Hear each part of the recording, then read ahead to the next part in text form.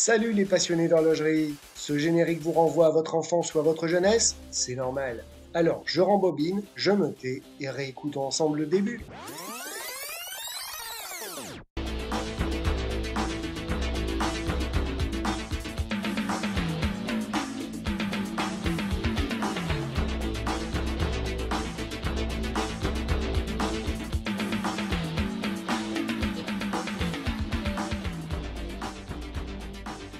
Ah voilà un bon coup de nostalgie dans la tête et dans les cœurs.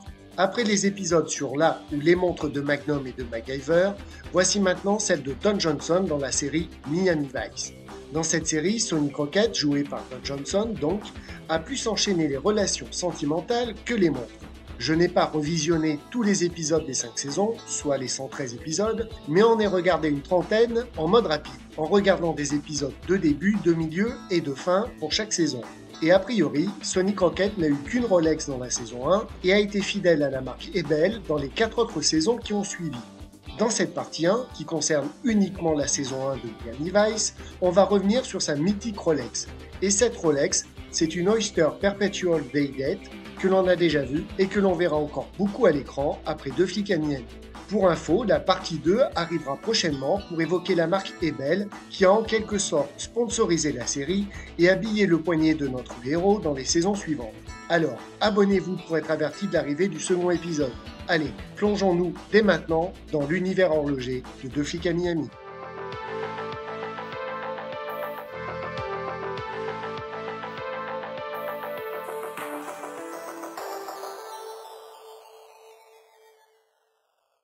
Mais avant de se plonger directement dans le cœur du sujet et de parler horlogerie, je voudrais faire un petit rappel concernant la série en elle-même, car les plus jeunes d'entre vous ne connaissent peut-être pas Miami Vice ou Deux flics à Miami.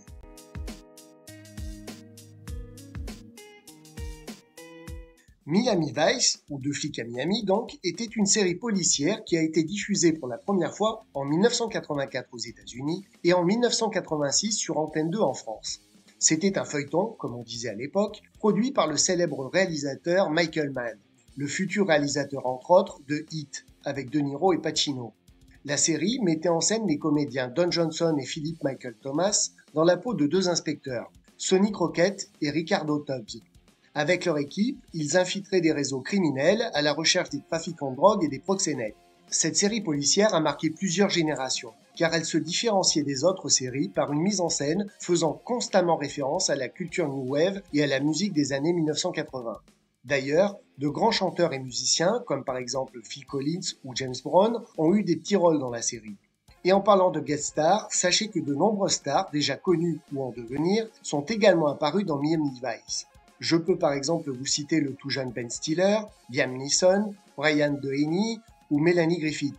Mais il y en a eu bien d'autres et pas des moindres. Benicio del Toro, Bruce Willis, Julia Roberts, etc. Et si on passait aux montres?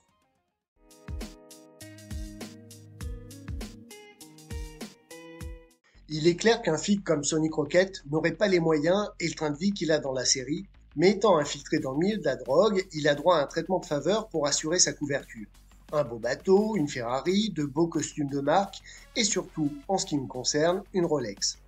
Une montre parfaite, tout en or, pour se fondre dans ce milieu si particulier de la pègre du Miami des années 80. Et si j'aime assez cette montre avec sa lunette cannelée et son cadran doré, il faut bien avouer qu'elle fait assez bling bling avec son boîtier en or et son bracelet également en or. Trop d'or, tue l'or, diront certains.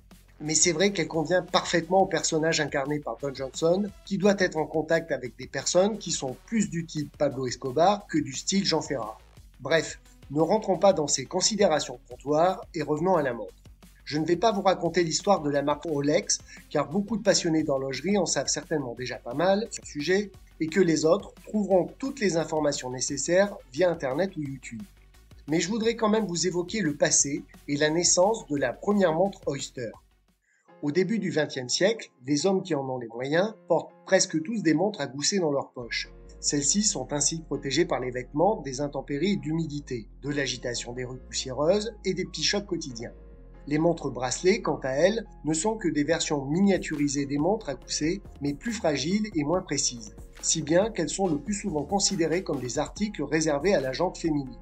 Hans Wilsdorf, l'un des fondateurs de Rolex, pressent qu'il y a un marché potentiel et décide donc de miser sur la montre bracelet pour femmes et surtout pour hommes, afin d'assurer le succès de sa jeune entreprise fondée en 1905 à Londres.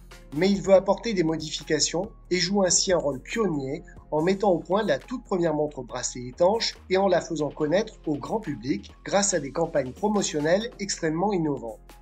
Dès 1910, les montres bracelet Rolex, bien que de taille réduite, sont enfin tout aussi précises que les montres à gousset. Mais Hans Wilsdorf comprend cependant que leur mécanisme horloger complexe ne sera vraiment fiable que s'il est protégé de l'humidité et de la poussière par un boîtier hermétique. En 1922, Rolex présente son premier essai de montre étanche à l'eau et à la poussière, la Submarine. Elle se révèle cependant peu pratique car l'étanchéité est assurée par un boîtier extérieur qui protège le boîtier principal. Ce boîtier extérieur doit être ouvert tous les jours pour permettre le remontage de la montre, ce qui fragilise le joint métallique qui en scelle l'ouverture. Hans Wilsdorf demeure toutefois convaincu que le concept de montre étanche changera à jamais le visage de l'industrie horlogère. Et quelques années plus tard, en 1926, Rolex dévoile la montre bracelet étanche qui établira définitivement sa réputation. Celle portée par l'anglaise Mercedes Glades en 1927 dans sa traversée à la Manche à la nage. Un exploit rare à l'époque qui confère à la nageuse une grande popularité. La montre, capable de résister à une immersion prolongée dans l'eau, est baptisée Oyster, car elle est aussi hermétique qu'une huître. Ce n'est plus un second boîtier qui rend la montre bracelet étanche, mais deux innovations techniques majeures. Une lunette et un fond vissé, ainsi qu'une couronne de remontoir brevetée. Lorsqu'elle est vissée, la couronne de remontoir scelle le boîtier. Rolex a ainsi inventé la montre bracelet étanche, présentée au public comme la montre miracle. Par la suite, l'Oyster est présenté dans les vitrines des horlogers, plongé dans un aquarium pour démontrer son étanchéité. Une preuve irréfutable qui impressionne les passants et consolide le lien inaltérable qui unira Rolex au monde sous-marin. Dans les années qui suivront, grâce à la constante quête d'amélioration technologique, naîtront bien d'autres modèles Oyster.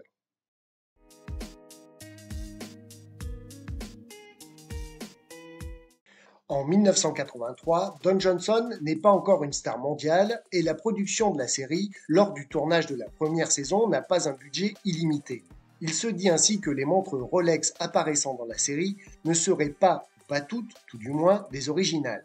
Mais comme je n'ai ni le numéro de Don Johnson ou de Michael Mann, je ne l'affirmerai pas. Mais la vraie ou fausse Oyster de chez Rolex, qui apparaît dès le premier épisode au poignet de Don Johnson, est une Rolex Oyster Perpetual Day-Date en or jaune. On l'appelle parfois également la Rolex présidentielle, pour faire plus court, car elle a été portée par de nombreux présidents américains, mais pas que. On y reviendra peut-être un jour dans une autre vidéo. Sans jouer la surenchère d'informations, si la première Oyster est née dans les années 20, la première Oyster Day-Date, quant à elle, voit le jour en 1956. Elle constitue une innovation majeure. Elle est la première montre bracelet avec calendrier à indiquer en complément de la date le jour de la semaine en toutes lettres dans un guichet sur le cadran à midi. Une belle montre, un peu tape à l'œil malgré tout, mais cette Rolex portée par Sonny Crockett était un choix assez judicieux par rapport au code vestimentaire de l'époque et au besoin du policier de se fondre dans la pègre de Miami. Assez clinquante, cette montre possède toutefois des dimensions contenues. Un diamètre de 36 mm sans couronne, ce qui au final la rend un peu moins exubérante. Il y a eu pas mal de variantes de l'Oyster Perpetual Day-Date en or, dont par exemple ces deux modèles. Mais la montre de Don Johnson est la plus sobre avec ses index en forme de bâton recouverts de matière luminescente, mais ils sont quand même en or 18 carats. Les autres modèles cités en exemple, que vous voyez à l'écran, sont par exemple munis d'index chiffres romains ou de diamants sertis dans des chatons en or également 18 carats. Et pour être tout à fait honnête, le modèle de la montre de notre héros diffère selon les sources, et la qualité des images de la série ne me permet pas véritablement de trancher. Mais c'est soit le modèle avec index luminescent, soit celui avec les index facettés tout en or sans matière luminescente. Si vous avez la réponse et que vous êtes sûr de vous, vous pouvez bien sûr l'indiquer en commentaire. Le cadran de type Sunburst reflète joliment la lumière. Cette finition soleillée est réellement magnifique. La lunette cannelée en or est l'élément signature des Oyster Day-Date. Au départ, les cannelures de la lunette Oyster avaient un but fonctionnel. Elles servaient à visser la lunette sur le boîtier de manière à garantir l'étanchéité de la montre. Avec le temps, les cannelures sont devenues un élément purement esthétique. Même si on trouve des Oyster Day-Date montés sur des bracelets en cuir, la majeure partie de ces Rolex sont assortis d'un bracelet président. Normal que la montre des présidents soit montée sur un bracelet président, direz-vous. Et la montre de Don Johnson ne fait pas exception à la règle. Il porte ce bracelet à 3 mailles qui fut spécialement créé pour le lancement de la première Oyster Perpetual Day-Date en 1956. Il est encore, chez Rolex, réservé aux montres de la gamme Day-Date et à certains modèles Datejust. N'étant pas sûr de moi, je ne l'affirmerai pas, mais il semble que ce soit un calibre Rolex 3055 qui anime la Oyster de Sonny Crockett, car c'est celui qui équipait les montres Day-Date de la marque à cette époque. Ce mouvement automatique fut introduit en 1978. Il possède 27 rubis et la fréquence d'oscillation du balancier s'élève à 28 800 alternances par heure. La réserve de marche est d'environ 45-48 heures.